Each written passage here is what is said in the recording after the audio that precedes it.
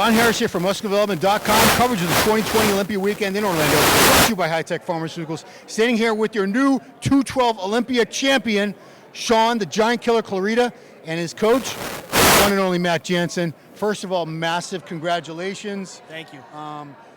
I think this weekend has shown it's the judges, man. It's not politics. They're not just going to let the guy who's already the reigning champion win just because he's a champ. They made the right calls all weekend. Yeah. And I was praying and praying after 212 judging, they better let Shaun win, because everybody who was, all I heard, people walking out, people on social media, Clarida, clear winner. How did you feel after judging? Did you feel like you had it solidly locked up? No, absolutely not. I knew it was a tight battle. I honestly thought I was in the top four. Not sure exactly where I was going to be. Wow. But we knew that we were crisp and we were tight, but we knew that there was a battle for the night at the night show. Yeah. Matt and I went back to the room, and we kind of replicated what we did in the morning. Didn't eat much, kind of stay off my feet, rest a little bit, and wanted to come in a little bit sharper for the finals, which we did, and we sealed the deal. Yeah, I think obviously the improvements he made from last year to this year are really what stunned everybody, and I think that's what gave him the edge over Kamal, who was a little bit bigger, but not too different from last year. So you saw him from, actually it's been more than a year now, the Olympia was a year and 3 months ago. Yeah. Obviously you worked with him throughout the offseason and in through the prep. Did you know that these extra gains he made were going to have an impact this year and maybe give him the win? Yeah, for sure. I mean, with Shaun, we can really base things off of weight, and looking at his pictures from last year, he basically held 180 for a long time last prep, and he held that same mark, that same conditioning mark around 192 this prep. So we knew in terms of our camp from the last 8 weeks that he was going to be in the mix. And then it just really came down to executing this last 7 days. We spent every minute of every day together. And we basically, I took a lot of the notes from last year, taking him last year, and then I applied it to where he was at, what his body was telling me, his response from this year, and then we just did the best we could from there. So in your acceptance speech, which I heard only vaguely because I was out here doing a video right away, but man, you talked about your story, and you started competing. What was your weight at your very first bodybuilding contest? 2005 was 118 pounds. Wow. So 118, you weighed in at 183 for this. Yes. I'm bad at math, but that's a lot of weight, guys. It's like 60, anybody? 60-ish pounds, give or take. Wow, 60-ish pounds on your frame. That'd be like someone like Rami adding, 150 pounds easily. Yeah. And people, tell me about this. People did not encourage you all the time.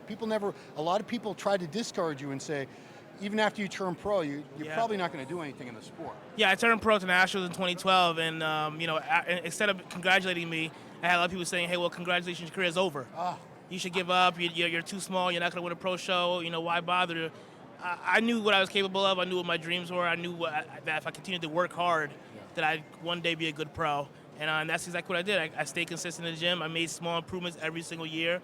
I didn't obviously come out the gate winning pro shows. It just took time, effort. Every year got better, improving, and then here we are today, the Olympia champ. Yeah, because it's 2 shows I've seen you move up the ladder very, very steadily. You never went backwards. A New York pro, I can't recall the exact placings, but it was like 12th, 7th, 5th, and then you won that. Yep. And the Olympia, what was your first placing at your first Olympia? Dead last, 16th. Wow. So 16th, I went from 16th to 13th to 9th to 7th to 3rd, and then to now winning. Yeah. So Matt, when people make these kind of gains and improvements, obviously midsections always a concern, but especially when you have someone with a smaller frame, people say, well, there's nowhere else for all that muscle to go. They're going to get a gut. There's no gut on this guy. He kept the waist. I don't want you to give away all your tricks of the trade, but what were some things maybe you paid attention to make sure that waistline stayed so small and tight? One of the biggest things for me is just continuing to just overly analyze digestion all the time, so we don't ever feed him anything that there's so many foods within bodybuilding that don't sit well with every bodybuilder, and it's eliminating those foods. We use a ton of white rice, protein sources. He doesn't really like steak. He doesn't feel like his body really digests steak well, so we use more ground beef. That stimulates better with him. So just little things like that, and then just our communication. I think one of the keys to our success is our communication, me listening to him, taking that feedback, making changes on the plan, and then just making sure that we're continuing to improve.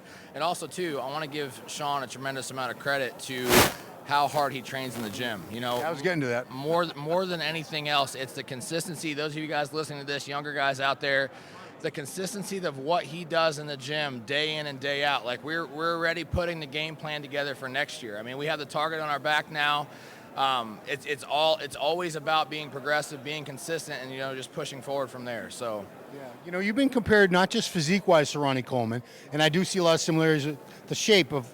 I've heard Flex Wheeler too, and that's not a bad guy to be compared to either. But the Ronnie Coleman, not only physique similarities, but the way you train, very, very heavy, very old, like the old school style of training. Because there are a lot of people now who say you don't need to do that. Just get a good pump. You don't want to risk getting hurt. Play it safe, guys. Anyone who's seen your videos knows you move some weight, some real weight. I mean, if you do the math, pound for pound, you definitely have to be one of the strongest pros in the sport today. Yep. Have you always believed that it does take progression and getting stronger and training with tons and tons of iron to make those gains? Without question. I mean, that's kind of how I started my training back in the day. Like you said, old school training. I grew up with the old school bodybuilders. They go into the gym, lift the heavy weights, and get it done. I'm not one of those guys that likes to rely on machines too much. I'm more of a free weight guy. Squatting, benching, dumbbell pressing, all the basic movements. And people kind of give me slack that I continue to train heavy throughout the prep, but they don't realize that's what holds and maintains that muscle, but also gives you the hard granite look going into the show, which I believe I had this weekend. So, I mean, we literally worked until this Wednesday, pushed the weights up until Wednesday, and again, my body just held on to as much as possible. So, Matt, I'm going to give you the final question. He's 183 pounds. He was big enough to take out Kamal El-Garni, one of the greatest 212 bodybuilders. Well, he was the greatest 212 bodybuilder in the world. How much bigger can he get? How much bigger? Does he need to get any bigger, do you think? I don't know if you guys have put a game plan together or maybe you're going to rest up, but give me some thoughts on that. So the morning of the show, he was 177.2. That's fully dried out. He'll be 184, 185 next year. That's our goal. Wow. Yeah. It's like 7 pounds of muscle. Wow. Good Lord. Wow. Well, here's the thing. You asked about digestion. We're going to continue to keep that on mark. Shaun also, the other thing about Shaun is he poses all off season. He's very conscious about his training of his midsection all off season, his midsection control off season. So we're just going to continue to monitor his midsection. We're going to try to grow as much as we can without expanding that midsection growth, because that's what's going to cut down on the taper that he has. That's such a strength for him. Yeah. Well, in the meantime, enjoy this title. It was well earned. You're proof that perseverance, hard work, it does pay off. Absolutely. You could have given up many, many times along the way. A lot of people did not encourage you. But man, you brought it. You really brought it. I knew you deserved the win. I was hoping to God they were going to give you the win. Judges did the right thing, and we have the rightful 212 Olympia champion. Massive congratulations to you, Shaun. Thank you. Enjoy it. And Matt, great job as always. Thank you. One of the best in the game. Yeah. Guys, that'll do it. Thanks for watching. Catch you next time.